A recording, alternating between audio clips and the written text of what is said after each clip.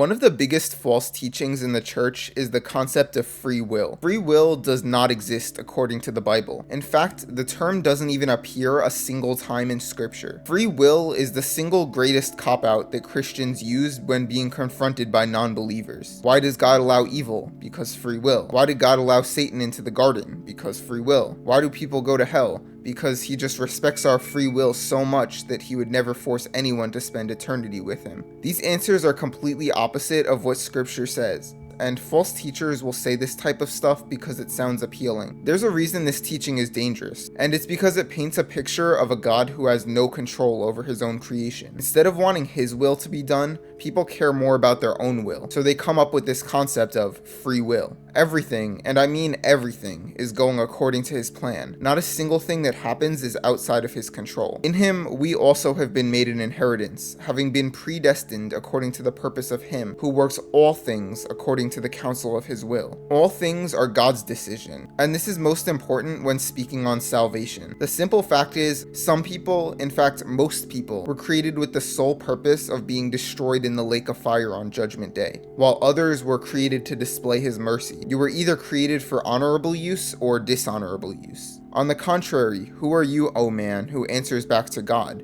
Will the thing molded say to the molder, "Why did you make me like this?" Or does not the potter have authority over the clay to make from the same lump one vessel for honorable use and another for dishonorable use? And what if God, wanting to demonstrate his wrath and make his power known, endured with much patience vessels of wrath, having been prepared for destruction, and in order that he might make known the riches of his glory upon the vessels of mercy which he prepared beforehand for glory? Salvation is something completely out of your control. It's 100% up to God, who either made you as a righteous vessel of mercy or left you in your sin to demonstrate his wrath on the day of judgment. For those whom he foreknew, he also predestined to become conformed to the image of his Son, so that he would be the firstborn among many brothers. And those whom he predestined, he also called. And those whom he called, he also justified.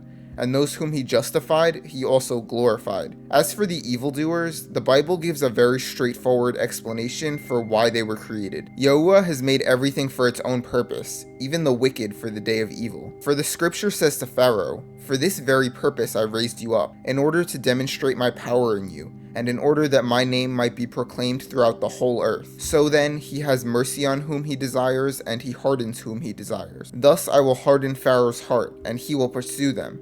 And I will be glorified through Pharaoh and all his army, and the Egyptians will know that I am Yahuwah." This is why there's evil in the world. This is the biblical answer. God hardens people's heart and doesn't allow them to see the truth. He does this so that he can demonstrate both his wrath and his mercy on the day of judgment, and ultimately work all things together to bring himself glory. Now you might be wondering, if all evil in the world is according to the will of God, then where does the devil fit into all this? And this is very simply answered in the book of Job. And Satan answered Yahuwah and said, "Does Job fear God without cause? Have you not made a hedge around him and his house and all that he has on every side? You have blessed the work of his hands, and his possessions have increased in the land.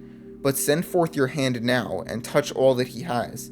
He will surely curse you to your face." Then Yahuwah said to Satan, "Behold, all that he has is in your hand. Only do not send forth your hand toward him." So Satan went out from the presence of Yahuwah. Satan can't do anything outside of God's will, and many people don't realize that. All things are ultimately God's doing. Satan is nothing more than a tool he uses for his own purposes. Anyway, I hope you took something out of this video. Subscribe if you want more Bible content like this. Thanks for watching, and bye.